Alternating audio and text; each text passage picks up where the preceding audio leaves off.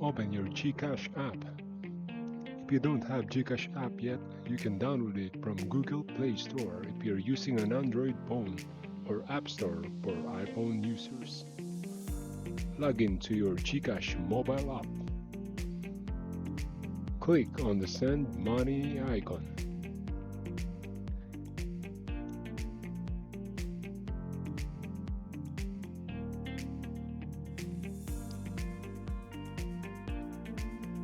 Click Express Send. On the Send to, type the name or mobile number of the account where you wish to send the money.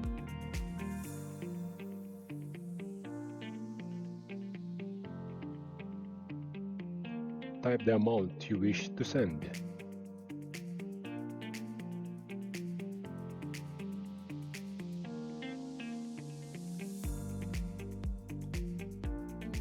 If you're paying for something, you can type payment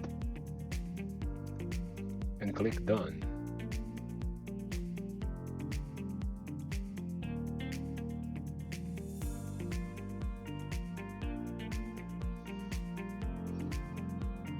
On the upper right corner, click Next.